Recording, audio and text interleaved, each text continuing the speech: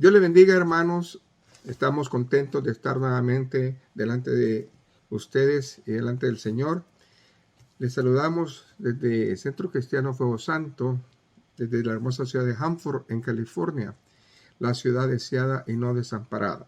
Probablemente usted va a ver esta serie en radio, televisión, internet, pero lo importante es que usted tenga en su corazón esta bendición. Estamos en la serie Jesús Mesías.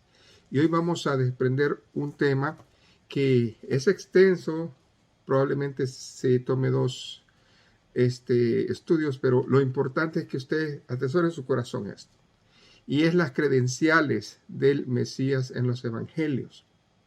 Y si usted tiene su Biblia, ábrala por favor. Vamos a ir al libro de Juan, Evangelio de Juan, capítulo 1, verso 41.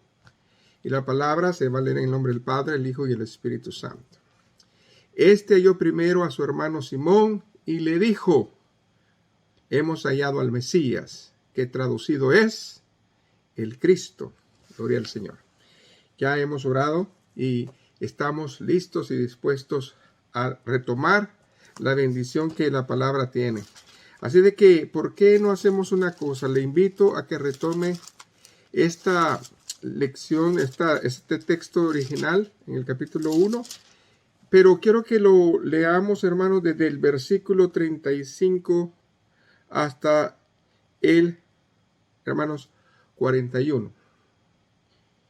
Y la palabra dice lo siguiente: el siguiente día otra vez estaba Juan y dos de sus discípulos, y mirando Jesús que andaba por ahí, dijo: he aquí el Cordero de Dios. Aquí hay algo que habla acerca de Cristo.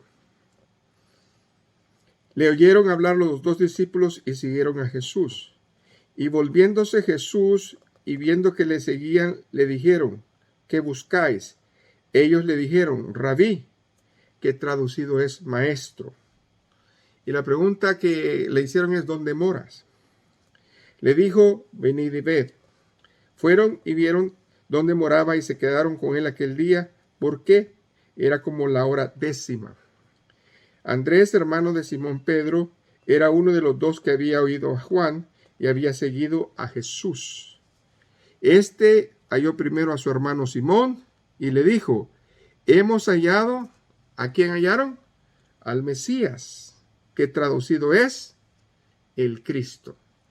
Hay grande importancia en cuanto a hablar del Señor Jesucristo.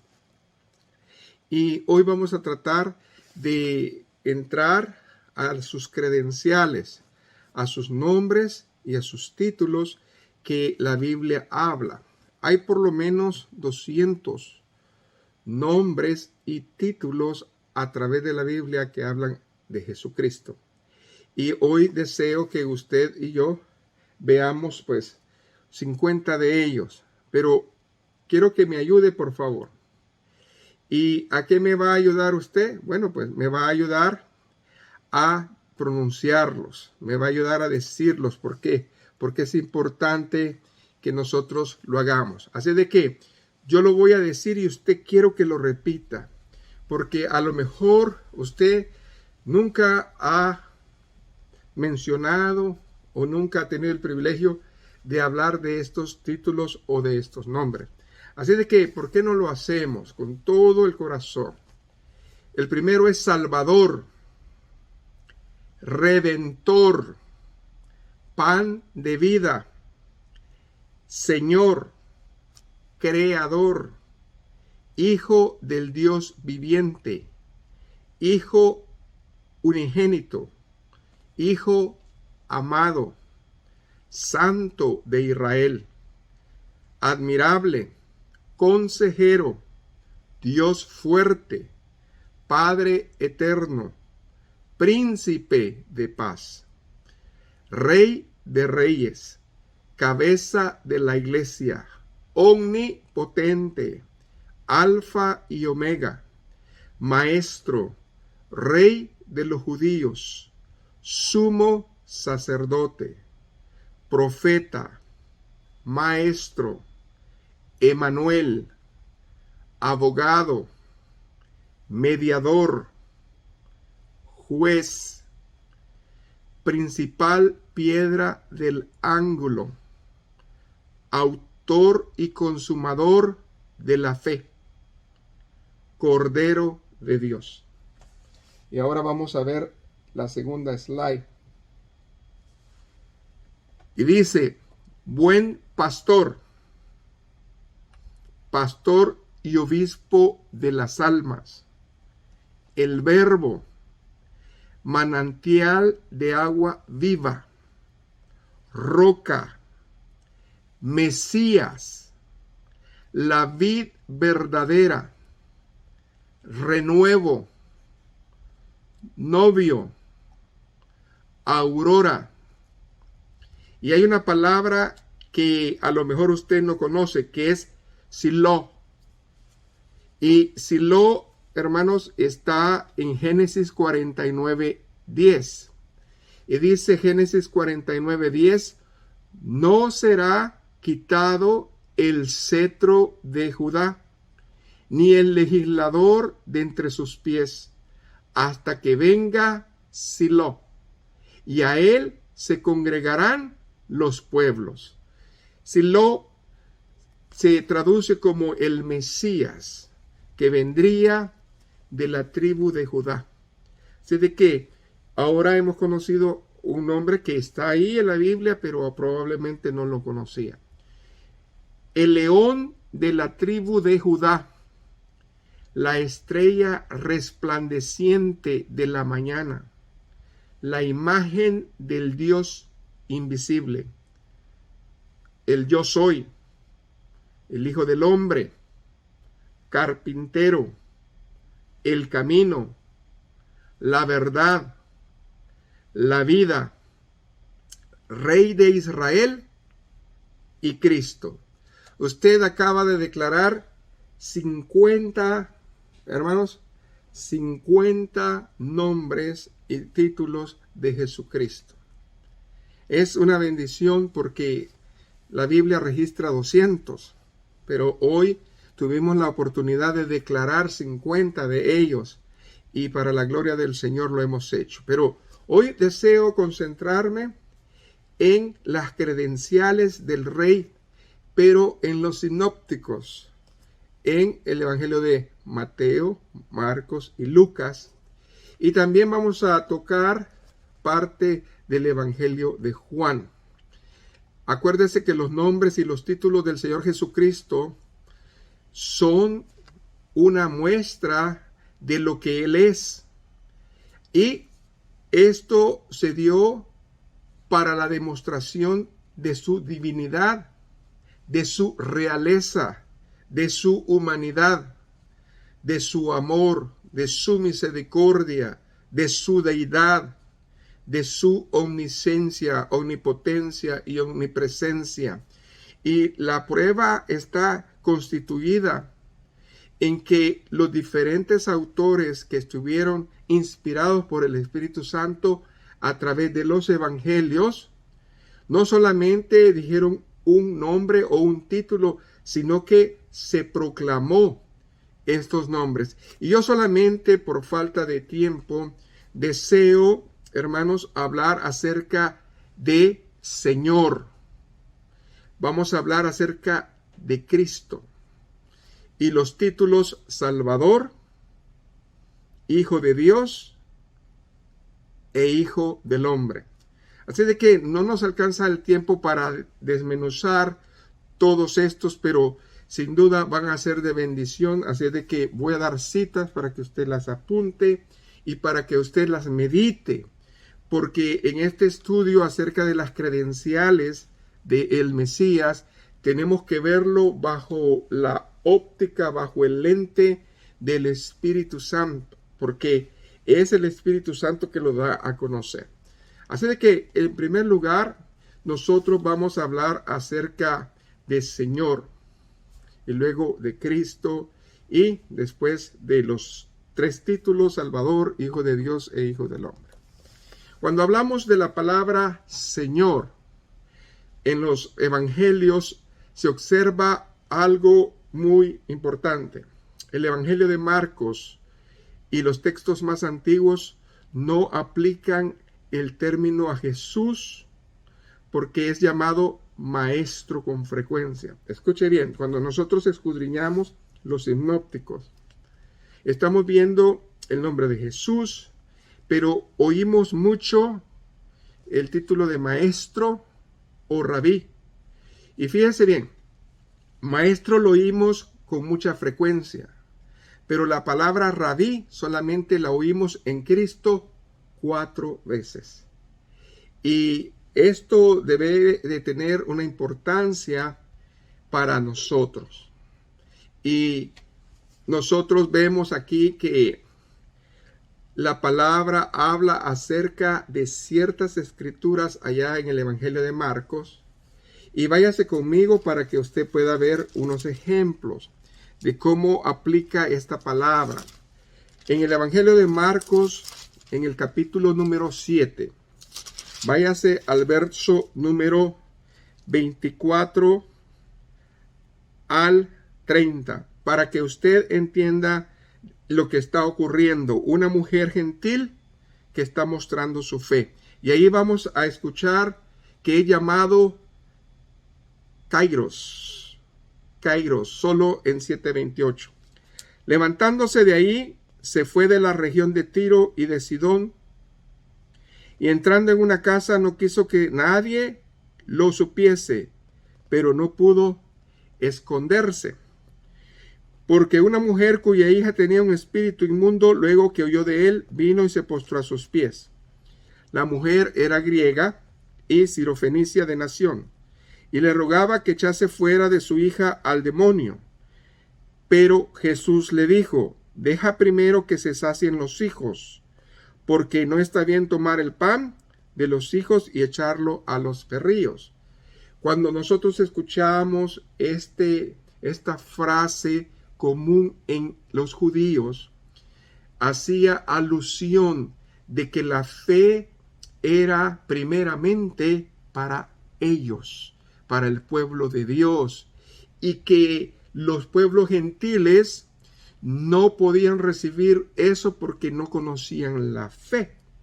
Por eso Cristo le menciona eso, pero vamos a poner atención en el verso 28. Respondiendo ella le dijo, ¿cómo le dijo aquí? Sí, Señor. No le dijo maestro, no le dijo rabí. ¿Por qué? Porque ella no tenía el conocimiento judío. Ella no sabía que él era profeta, él no sabía que él era alguien de ellos.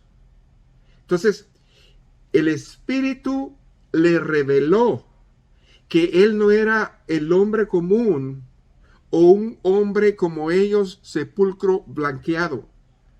Inmediatamente sale un nombre fuerte. Y este título, hermanos, es tremendo. Este nombre, Señor.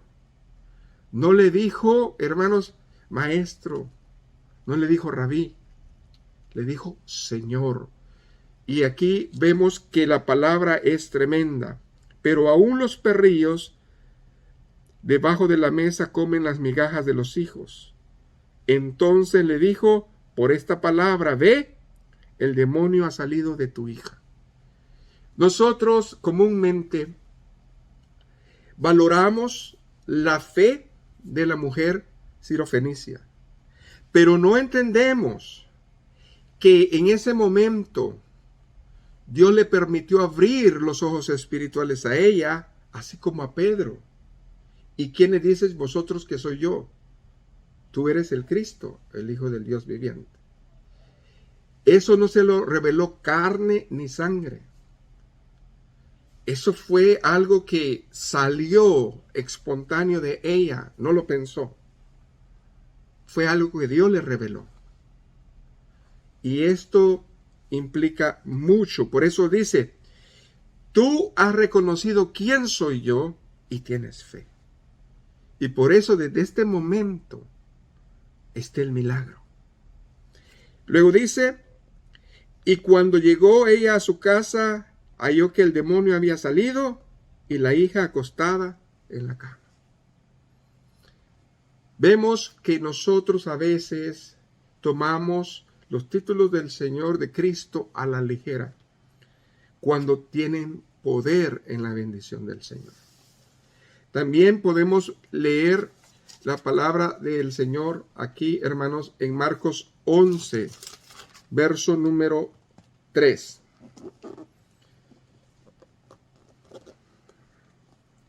Váyase al verso 1 para entender el contexto. Aquí estamos hablando de la entrada triunfal, que nosotros vemos que Jesucristo entró de una manera especial. Cuando se acercaron a Jerusalén, junto a Betfagé y Betania, frente al monte de los olivos, Jesús envió 2 de sus discípulos y le dijo: Id a la aldea que esté enfrente de vosotros, y luego que entréis en ella, hallaréis un pollino atado, en el cual ningún hombre ha montado. Desatadlo y traedlo. Un pollino nuevo. Era un animal caro. Era un animal que no lo podía tocar cualquiera. Pero dice, nadie lo ha usado, nadie se ha subido a él. Y sencillamente desátenlo y tráiganlo. O sea, si usted recibiera eso del Señor, ¿qué haría usted? Y si alguien os dijere, escuche cómo se presenta, en qué título se presenta él. Y si alguien os dijere, ¿por qué hacéis esto? Decid que el maestro lo necesita, que el rabí lo necesita. No, porque él es más que maestro y más que un rabí. Él es Dios, él es Señor, y que luego lo devolverá. Fueron y hallaron el pollino atado y afuera a la puerta en el recodo del camino y lo desataron. Y uno de los que estaban ahí le dijeron, ¿qué hacéis desatando el pollino? Entonces le dijeron, como Jesús había mandado, y lo dejaron. Aquí Marcos, acuérdese, está haciendo una interpretación acerca del evento. Y dice que dijeron exactamente. Si usted fuera el criado que estaba a cargo de ese animal y le dijeran, pues venimos de parte del Señor, desatémoslo y nos lo llevamos, que más tarde se lo va a entregar. Usted lo hubiera hecho.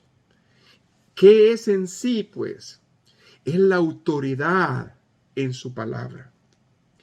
Es la autoridad que Él tiene. Muchos de nosotros hoy en día estamos llenos de títulos. El Señor no tiene títulos, solamente tiene nombres y títulos. Y a veces nosotros, con la educación o con tanta enseñanza bíblica, nos creemos superiores y queremos que nos digan maestros o rabinos. Y Él no le gustaba que le dijeran así. Él no era así, porque Él no necesitaba, hermanos, esa clase de gloria hemífera. Él tenía la gloria del Padre, pero en este momento la gloria que Él tuvo la había dejado a un lado. Pero Dios reconocía quién era. Por lo tanto, nosotros vemos aquí este principio tremendo. Ahora bien, cuando vemos nosotros que es más el significado, Señor, mientras que por el contrario, si nos vamos al Evangelio de Mateo, aparece 7 veces la palabra, ¿verdad? 7 veces la palabra maestro y 25 veces la palabra maestro o rabí en Lucas. ¿Por qué? Porque estamos hablando aquí de que el enfoque que le dio la palabra de Dios a Mateo fue a los judíos. ¿Y qué es lo que ellos se jactaban? ¿Qué es lo que ellos presumían? Ser maestros, ser rabinos. Por lo tanto, aquí la palabra nos va a enseñar de que Mateo y Lucas querían poner al Señor no como un hombre común, sino que al nivel de ellos o superior. Amén. Para que tengamos esa óptica. Y en este sentido, nosotros vemos que a menudo empleaban en Lucas y Mateo la palabra rabí o maestro. Mientras que por el contrario, Mateo, ¿verdad? Ya le dije, aparece 7 veces y en Lucas 25. Y la palabra Señor, ¿qué es lo que realmente representaba? Escuche bien, un respeto profundo. Al mismo tiempo, sumisión completa de un discípulo a su maestro. Sumisión completa. Ahora, cuando nosotros vemos literalmente qué es en sí esa palabra, ese título Señor, debe de ser un respeto profundo. Yo solamente me pongo a pensar de esta mujer sirofenicia. Había oído de él. No lo conocía. Pero estando enfrente de él, ella reconoció el espíritu de él. Ella reconoció la unción de él. Ella reconoció la autoridad de él. Ella reconoció la palabra de él. Ella supo quién era él. Y cuando nosotros decimos Jesús, Señor nuestro, no estamos hablando de un título simplemente de respeto. Buenos días, Señor. Es un símbolo de respeto. Pero al Señor no le decimos Señor como un saludo. Nosotros somos discípulos de Él, del amado. Somos hijos del amado, somos amigos del amado. Y por lo tanto, cada vez que nosotros nos referimos a Él, debemos de tener ese respeto profundo y al mismo tiempo esa sumisión completa como hijos de Dios, como discípulos a su maestro. Lastimosamente en ese tiempo, allá en Palestina, donde andaba Jesucristo, estaba rodeada de discípulos que habían, hermanos, literalmente equivocado el sentido de esta palabra Señor. Porque a estos rabinos o maestros los veneraban, eran vistos como casi un dios y a veces se convertían en unos sirvientes, pero de una manera tan, hermanos, humillante, que el Señor no le gustaba que le dijeran rabino o maestro. ¿Por qué? Porque él veía el servilismo triste y pobre que los demás hacían con ellos. Denigraban a las personas, las hacían sentir menos que nada, que eran ellos los únicos que tenían el sentido de la palabra. Pero el Señor se quedaba callado. Cuando escuchaba esas palabras, el Señor respondía, pero nunca dijo que le llamaran así. Y eso es muy importante. Y de esta manera nosotros vemos que muy a menudo el Señor fue censurando esa palabra. Entonces, cuando nosotros vemos en el sentido del Señor como maestro, los textos de la palabra al castellano lo transfieren de una manera diferente. Hoy con las traducciones actuales, por ejemplo, en Lucas 1:43, cuando hablan acerca de la palabra Señor, está hablando de jefe. Es como un jefe. En Lucas 16, del 3 al 5, está hablando de un patrón, porque muchos le dicen a su patrón Señor. Entonces, escuche el significado de estas palabras.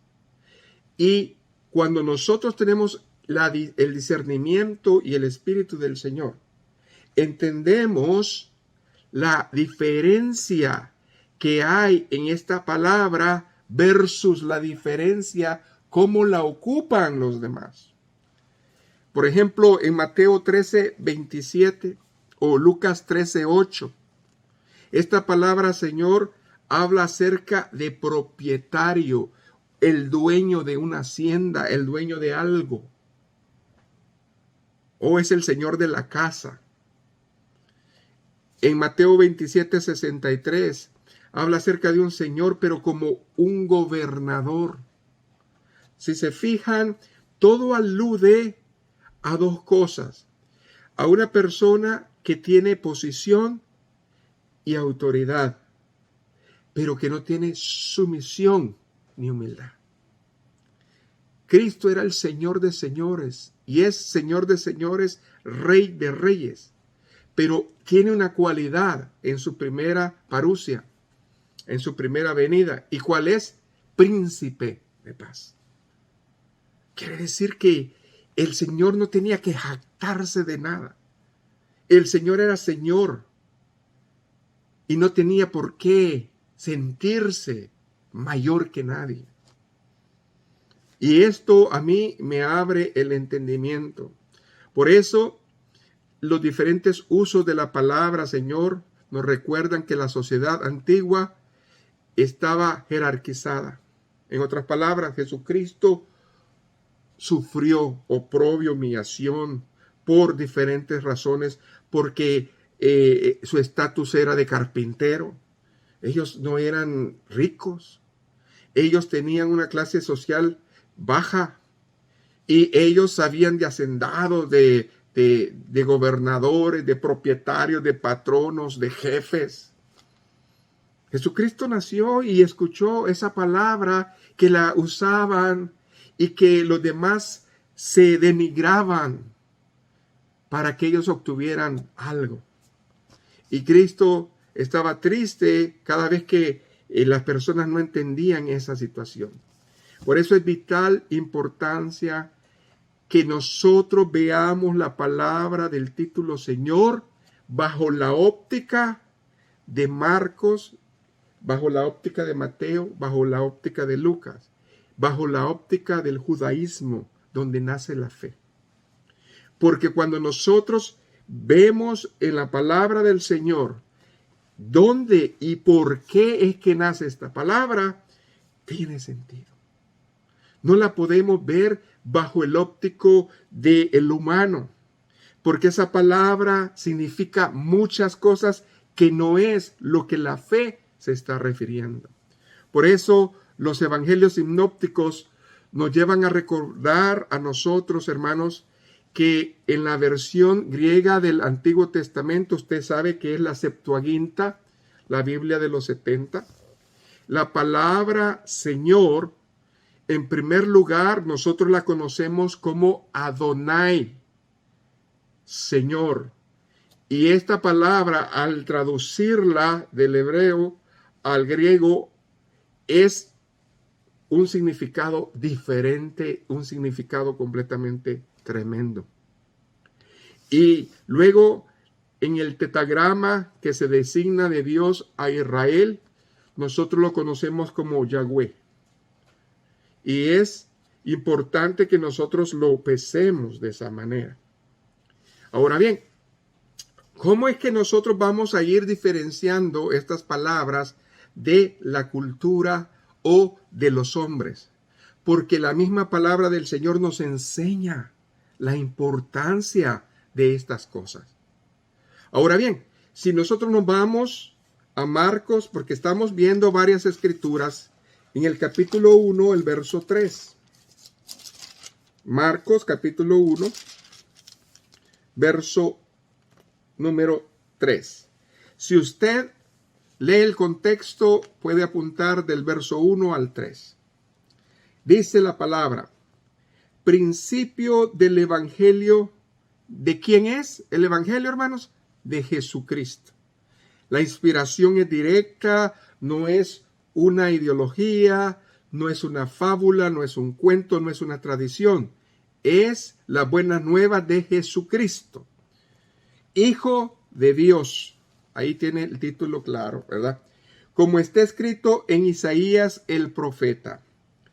He aquí yo envío mi mensajero delante de tu faz, el cual preparará tu camino delante de ti. Voz del que clama en el desierto. Preparar el camino ¿de quién? De Adonai, del Señor. Algo propio, Dios mismo. Enderezad sus sendas. Este era lo que ya nosotros hemos estudiado, el propósito general. ¿De quién? De Juan el Bautista. Preparar el camino al Mesías. Ahora bien, como nosotros vemos la palabra del Señor en Isaías 40, verso 3, dice, voz que clama en el desierto, preparad camino a Jehová, enderezad calzada en la soledad a nuestro Dios. Cuando traducen esta profecía de Isaías al griego, le ponen no Adonai, sino Señor. Pero la traducción es fidedigna y se está hablando o representando al mismo Dios. Ahora bien, le voy a dejar a usted de tarea que escudriñe bien Salmos 110, porque está tremendo. Solamente vamos a tocarlo hoy así de pasadita, pero Salmo 110, verso 1. Escuche bien. Este salmo es mesiánico. Todo el salmo tiene una riqueza que solamente en estos 7 versículos podemos pasarnos meses estudiando la bendición del Señor. Pero yo quiero que lo saboreemos. Vale la pena por un momento saborear eso. ¿Por qué? Porque aquí hay una cosa increíble. Hay muchos temas que vale la pena traer un día esta enseñanza. Probablemente la traigamos porque es importante. Dice, Jehová dijo a mi Señor, siéntate a mi diestra hasta que pongas tus enemigos por estrado de tus pies. Jehová le dijo a Adonai. Jehová le dijo a mi Señor. No le estaba hablando a David. Estaba hablando con el mismo, amén, la divinidad, Padre, Hijo, Espíritu Santo, la divinidad, hablando del plan de salvación, hablando del Mesías, del que iba a venir. Y para que no, ¿verdad?, perdamos la bendición, solamente lo voy a leer. Escudriñe esto está poderoso. Jehová enviará desde Sión la vara de tu poder. Domina en medio de tus enemigos. Tu pueblo se te ofrecerá voluntariamente en el día de tu poder, en la hermosura de la santidad. Desde el seno de la aurora tienes tú el rocío de tu juventud. El verso 3 es precioso, hermanos.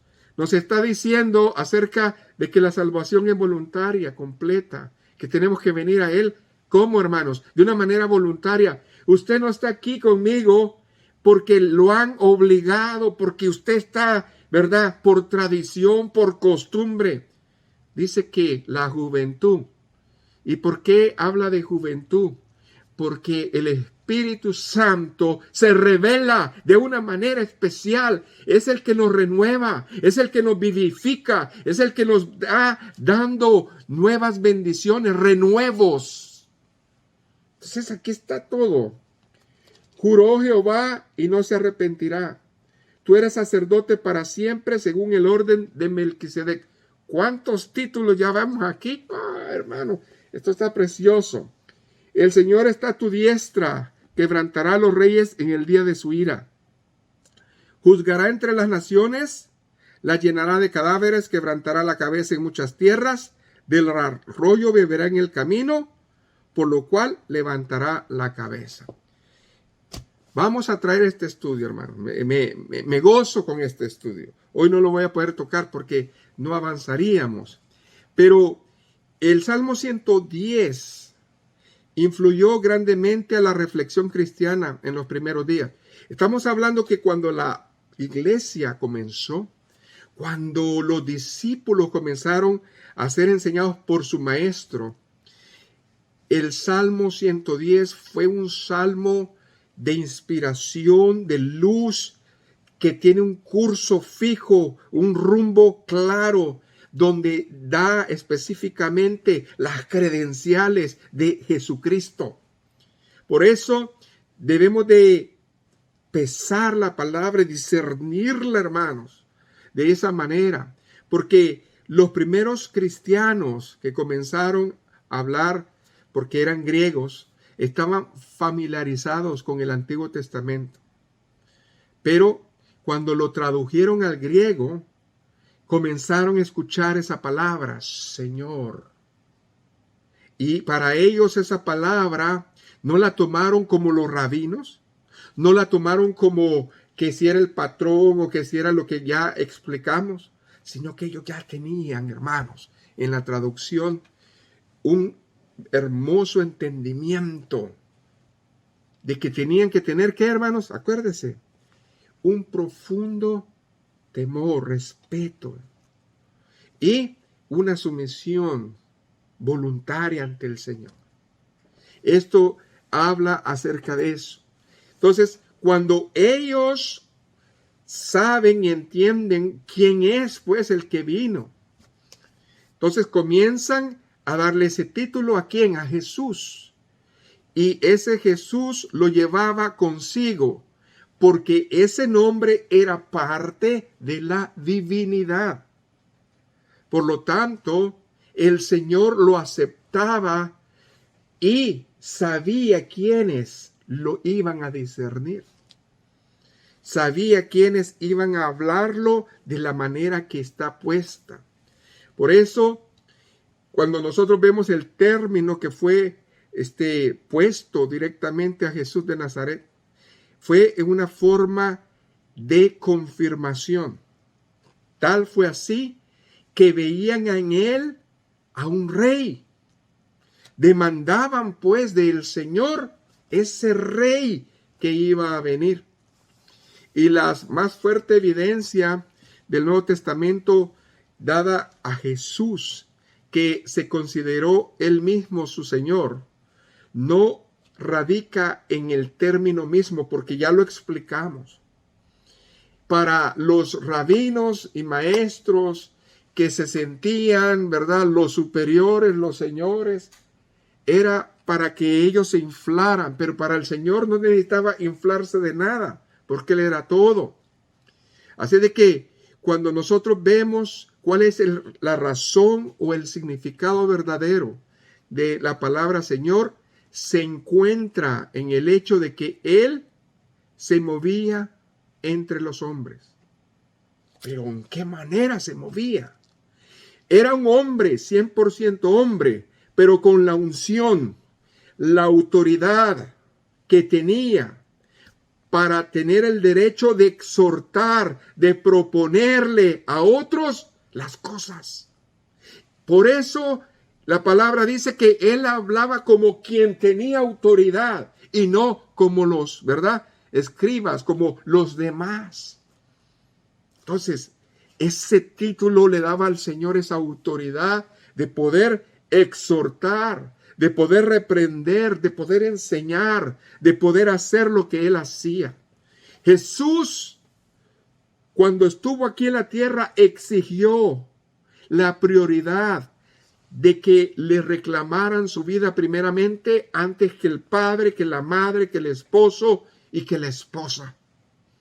El que no deje padre, madre, hijos por mí, no es digno de mí.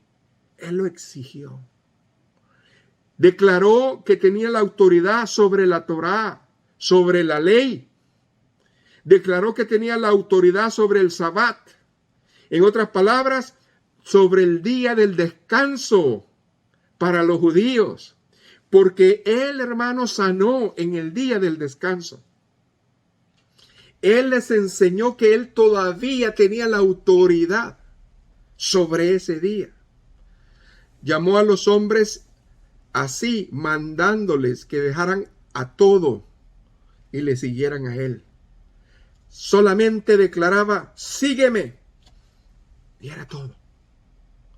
Y esa autoridad, esa unción, ese poder, emanaba del Espíritu Santo y hablaba al corazón y podía, hermanos, traer frutos dignos de arrepentimiento.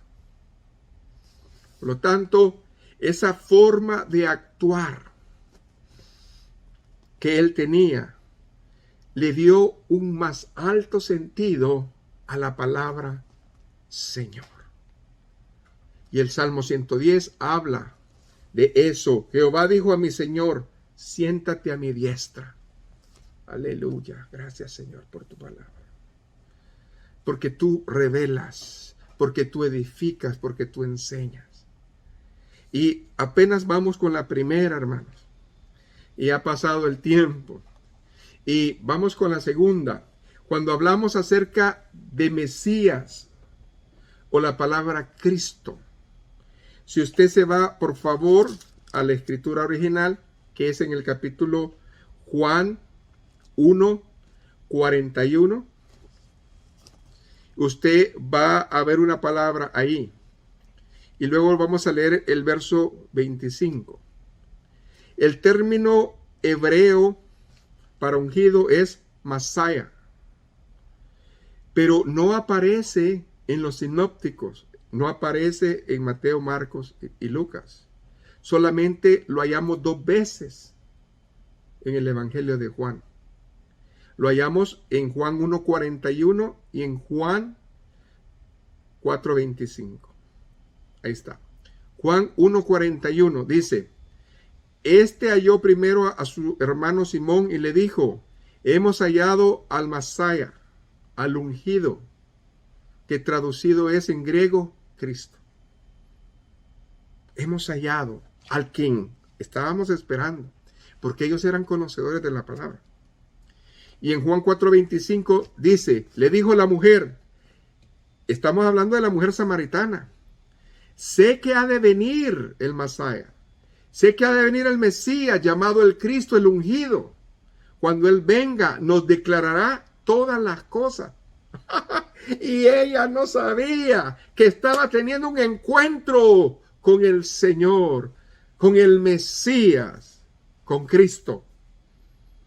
Por eso nosotros sabemos que la palabra en griego, Masaya, es Christos, que nosotros al latín lo traducimos como Cristo.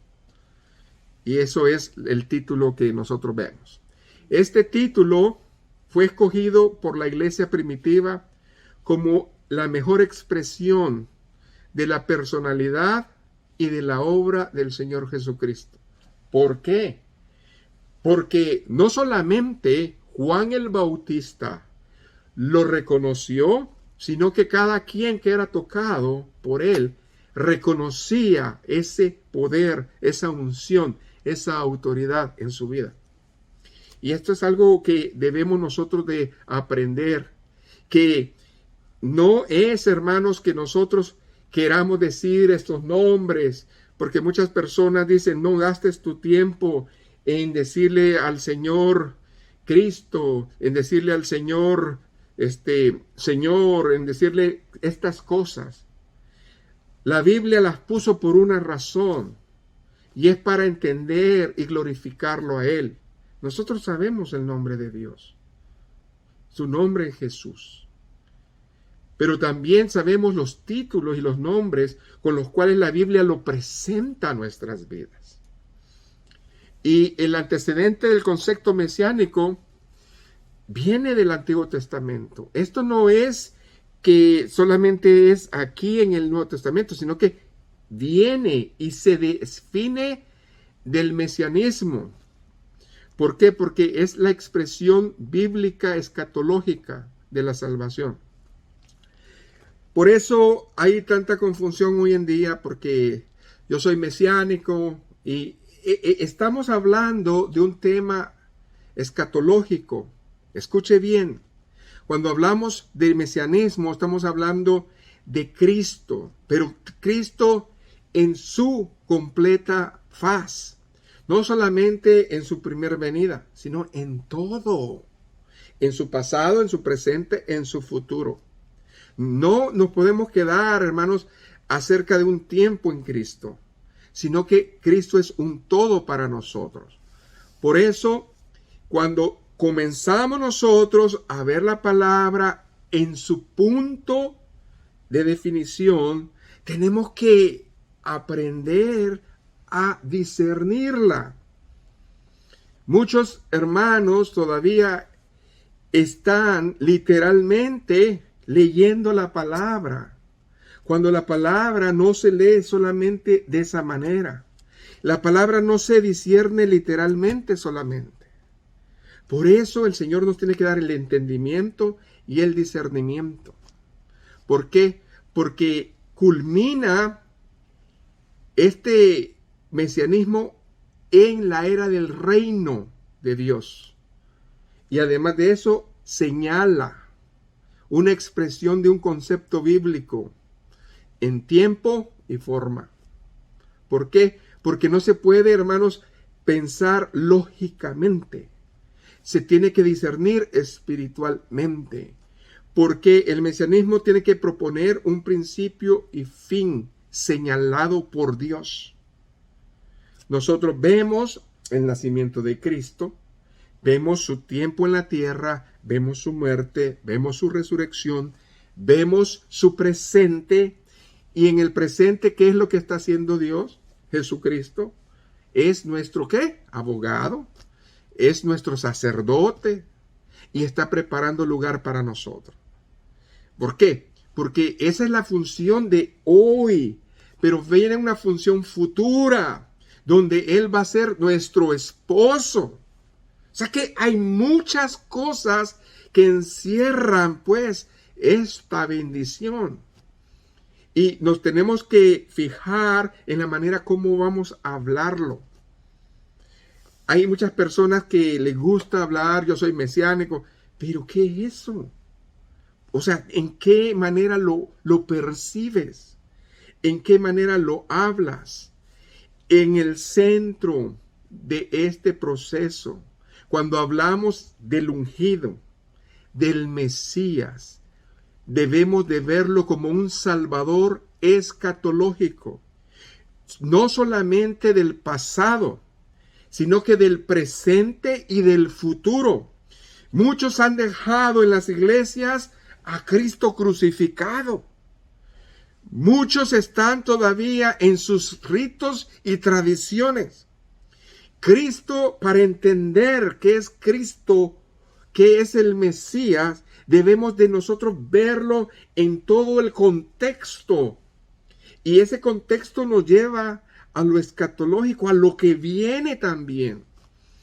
¿Por qué? Porque de esta manera establecemos la armonía entre Dios y el hombre, el que vino y murió y resucitó por nuestros pecados. Lo vemos en el punto medio. Por eso, el Mesías es quien finalmente establece el reino de Dios aquí en la tierra. Porque ese fue su mensaje. El reino de Dios se ha acercado. Cuando usted habla de mesianismo, necesita entender el mensaje. El reino de Dios se ha acercado. La era de la salvación llegó. Amén. Y yo la voy a extender al tiempo de la iglesia, que es el tiempo del Espíritu Santo, y se llama tiempo de la gracia. Pero todavía yo soy más que ese tiempo, porque yo vengo otra vez. Establezco mi reino en la tierra por 1000 años. Luego viene el juicio y vamos a estar por la eternidad. Es algo que no tiene fin, hermanos. Nosotros no podemos encajonar a Cristo, al Mesías, a Cristo en una edad de 33 años y ya. No, Jesucristo es un todo. Por eso el Mesías es quien debe de tener en nuestro corazón, en nuestra mente, esta bendición de verlo como hombre, 100% Dios, 100% hombre. Amén. Entonces, ¿por qué? Porque cuando nosotros vemos el ministerio mesiánico de Cristo, lo tenemos que ver en su contexto. ¿Y cuál es el contexto? Que Dios vino a establecer el reino de los cielos acá. Pero Él estableció una paz que no da el mundo. Una justicia que no da el mundo. Por eso el término Cristo en el origen griego significa ungido. Ahora bien, ungido es el equivalente en hebreo de Mesías y tiene la misma etimología. En otras palabras, el mismo significado. Ahora bien, les quiero dar, hermanos, estas citas para que ustedes las disciernan, porque cuando hablamos de Jesucristo, no podemos hablar desde que nació. Usted sabe que las profecías vienen desde el Antiguo Testamento, pero vienen desde mucho más atrás. Si usted se va primeramente a estas bendiciones, fíjese bien, cuando hablamos de los patriarcas, fueron llamados ungidos de Dios. Y cuando usted va al Salmo 105, el verso 15, dice claramente, no toquéis, dijo, a mis ungidos, ni hagáis mal a mis profetas. Dios tiene apartados, ungidos. Entonces, esta palabra viene a darnos a nosotros algo de relevancia. Por eso, usar cristiano a la ligera, hermanos. Yo soy cristiano. Usted no entiende lo que está hablando. El Señor reclamó y el Señor peleó y el Señor se puso como un gigante. Se puso como ese guerrero y habló y dijo, no toquéis, dijo, a mis ungidos, ni hagáis mal a mis profetas. El Señor lo habló. Desde ese tiempo de Abraham para acá, el Señor tiene ungidos. Pero ¿de dónde íbamos a nosotros a entender esa bendición? ¿Por qué ahora nosotros nos consideramos ungidos? Porque el mismo Espíritu que estuvo en Cristo está en nosotros. Aleluya. Ahora bien, estamos hablando primeramente de patriarcas. Segundo lugar, vamos a los profetas. Primera de Reyes 19:16. Escuche bien. Usted va a ver que en el periodo de los reyes había ungimiento y se usaba el aceite como ungimiento. ¿Por qué? Porque el Espíritu Santo no había venido. Y dice, a Jehú, hijo de Misi, ungirás por rey a Israel, y a Eliseo, hijo de Safat, de Abel Mejola, ungirás para que sea profeta en tu lugar. ¿A quién le dijo esta recomendación? A Elías. Entonces, debemos nosotros de creerle al Señor que Él tiene sus propósitos. Él sabe lo que está hablando. Tiene el Señor, escuche bien, patriarcas, profetas y ahora vienen sacerdotes. Éxodo 28:41. Escuche bien estos rangos porque es importante. Y con ellos vestirás a Aarón tu hermano y a sus hijos con él, y los ungirás y los consagrarás y santificarás para que sean mis sacerdotes. Usted me dirá, pues eso fue en el tiempo de la ley, eso fue en el tiempo de de Moisés, usted es sacerdote y yo del Altísimo. Entonces, ¿cómo es que nos ungen ahora? Ahora que no nos ponen el aceite así y nos lo derraman. Es la imposición de mano. Es la unción del Señor si lo buscas. Gloria al Señor. También vienen los reyes. Primera de Samuel 10:1. Tomando entonces Samuel una redoma de aceite, la derramó sobre la cabeza y lo besó y le dijo: ¿no te ha ungido Jehová por príncipe sobre su pueblo Israel? Hermanos, vemos que desde el principio el Señor ya estaba mostrando esta bendición. Estamos ungidos, apartados, estamos llenados de Él. Fueron ungidos, y en cierto sentido, no solamente ellos, escuche, sino todo el pueblo fue ungido. Porque se entendía, hermanos, de que querían ser profetas. Había una situación. Y esto sí quiero que lo lea.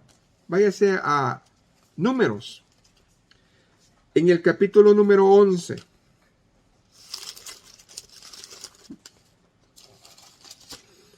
Y vamos a tomar el contexto. Amén. Verso 25 en adelante. Números capítulo 11 del 25 al 30. El verso que me interesa es el 29, pero hay que darle un contexto de lo que estaba pasando. Dice la palabra: entonces Jehová descendió en la nube y le habló, y tomó del espíritu que estaba en él y lo puso en los 70 varones ancianos, y cuando posó sobre ellos el espíritu, profetizaron y no cesaron. Dios te puede ungir. Amén. Si estás dispuesto.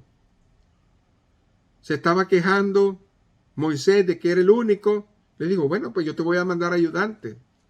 Pero cuando dice la Biblia que es un ayudante, no es el que mejor habla o el que mejor canta o el que mejor, ¿verdad?, hace algo. No. Es el que le sirve de corazón, que se aparta. ¿Y qué más dice? Y habían quedado en el campamento 2 varones, llamados el uno Eldad y el otro Medad, sobre los cuales también reposó el espíritu. Estaban lejos, pero sintieron la presencia de Dios. Sintieron la unción del Señor. A veces uno dice, no, Señor, ¿qué me vas a estar ungiendo a mí? ¿Qué me vas a estar usando a mí? Y en ese momento Dios lo reviste. Gloria a Jesús. Lo bautiza con su Espíritu Santo. ¿Y qué más dice aquí? Estaban estos entre los inscritos, pero no habían venido al tabernáculo y profetizaron en el campamento. Si tú eres señalado, si tú estás marcado, si Dios ya te ha dado específicamente algo para tu vida, no importa dónde estés, Él va a ir por ti y te va a llenar de Él. Y corriendo un joven dio aviso a Moisés, pues ese fue Josué, y dijo: Eldad y Medad profetizan en el campamento. Entonces respondió Josué, hijo de Nun, ayudante de Moisés, uno de sus jóvenes, y dijo: Señor mío, Moisés, impídelos. Si se fija que aquí está hablando de Señor. ¿Por qué? Porque era un respeto máximo. Debemos de estar distinguiendo, amén, estas cosas. Ahora bien, y Moisés respondió, la sabiduría de Dios: ¿tienes tú celos por mí? Ojalá, léalo conmigo, todo el pueblo de Jehová fuese profeta, y que Jehová pusiera su espíritu sobre ellos. ¿Por qué estaba hablando así? Porque antes no estaba esto. Y esta palabra que usted tiene conmigo es profética. Cada vez que usted habla la palabra del Señor, usted es un profeta para el Señor. Lo está declarando la palabra. Ojalá y todo el pueblo fuera un profeta. Pero si no, ni siquiera abrimos la palabra, uno ya se están durmiendo. ¿Qué es eso, hermanos? ¿Quiere aprender? ¿Quiere aprender? Métase en la palabra. ¿Quiere que el Señor le toque? Métase en la palabra. Porque aquí es bien clara la bendición que le dijo, un reclamo directo. ¿Tienes tus celos por mí? Ojalá todo el pueblo de Jehová fuese profeta y que Jehová pusiera su espíritu sobre ellos. Y Moisés volvió al campamento, él y los ancianos de Israel. Los 70 y los 2. Gloria a Dios. Dios no rechaza a aquel que le quiere servir. El ungimiento fue un prototipo de la unción del Espíritu Santo. ¿Ok? Entonces, ¿qué era el ungimiento en la cabeza? Era, hermanos, el acto de consagrar a alguien para un oficio. Por eso, hoy en día, al quien es, hermanos, al quien es puesto en un cargo, a quien el Señor levanta, le ponen manos, lo ungen. ¿Es bíblico? Claro que es bíblico. Bíblico es, hermanos, entender. No es el aceite el que hace nada. Es que nosotros estamos simbolizando al Espíritu. Ahora bien, el término Mesías llegó a designar algo fuerte en el judaísmo, pero también confundió cierta manera. ¿Por qué? Porque debería de ser una figura escatológica y como título, hermanos, debería también referirse a los últimos tiempos.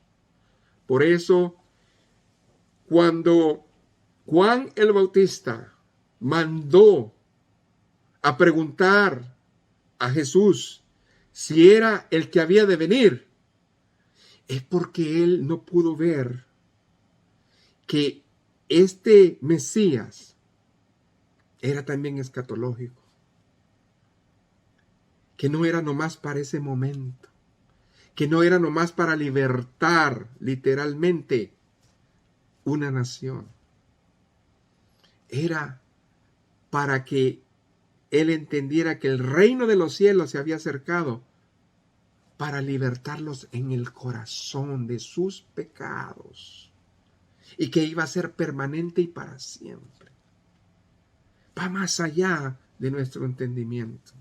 Por eso la palabra ungido aparece en el Antiguo Testamento, pero no como un título sobre Cristo, ¿verdad? Sino que como algo posterior. Entonces, cuando la primera iglesia crece, ellos abren el entendimiento y es revelada la bendición de Dios. Si Cristo no hubiera resucitado, hermano, entonces usted y yo hubiéramos entendido que Cristo nomás hubiera venido una vez a los judíos y ahí nomás. Pero Él se fue a preparar morada para usted y para mí. Jesucristo dice que reconcilió a dos pueblos. Y esos pueblos son usted y yo. Entonces, debemos de caminar en ese sentido. Así de que es comprensible que el término Mesías fuera usado de esa manera, porque para ellos el Mesías tenía que ser un rey que tenía que liberarlos. Pero ellos lo tomaron literalmente. Ellos no discernieron los tiempos, porque sí, Cristo iba a venir a liberar a su pueblo, pero no era ese el momento. Ellos no lo discernieron y todavía no lo han discernido. Muchos entienden que la primera misión de Jesús era la expulsión de los poderes del mundo. Escuche bien, así lo tenían bien claro. Si viene ese Mesías, entonces Roma no tiene que estar ya más, porque Él nos va a sacar, nos va a hacer libres otra vez. Y ellos pensaban en eso. Significaba la liberación literal del pueblo judío sobre Roma. Pero Jesús rechazó completamente ser un mero libertador nacional. Porque cuando Él hace su entrada triunfal allá en Jerusalén, dicen, Hosana, Hosana, el que viene en el nombre del Señor. Y Él dice que entró como príncipe de paz, porque los príncipes, hermanos, entraban a las ciudades en burritos, en asnos. Y dice, hija de asna. Si hubiera entrado como rey, hubieras tenido que entrar en un caballo, hermanos, blanco. Pero no era el tiempo de esa venida. Jerusalén, Jerusalén, que matas a los profetas. ¿Cuántas veces quise tenerte, recogerte, así como la gallina a sus polluelos, pero no quisiste? Hoy vine a salvar tu alma, porque lo demás yo voy a venir, pero no quisiste. Hermanos, no fue Cristo ese revolucionario, porque hay canciones que le han puesto que Cristo el revolucionario. No nos confundamos. Cristo no vino, hermanos, a hacer eso. En vez de tomar una espada, Él usó la cruz.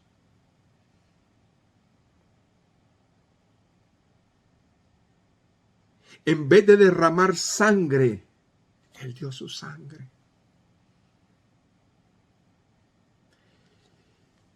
Cristo no era como uno de sus discípulos, Judas, porque Él era un revolucionario, era un celota. Judas el celote. ¿Quién era Judas el celote? Él venía de lo que nosotros llamamos guerrilla, un movimiento que se levantaba para ver si derrocaban a Roma. Y a lo mejor él pensó, dijo, no, pues con Jesucristo aquí yo sé que vamos a agarrar armas y se va a levantar el pueblo. Pero Jesucristo no era ese revolucionario. No era un revolucionario literal, humanista. Era Dios, Jesucristo, Emmanuel, Dios con nosotros.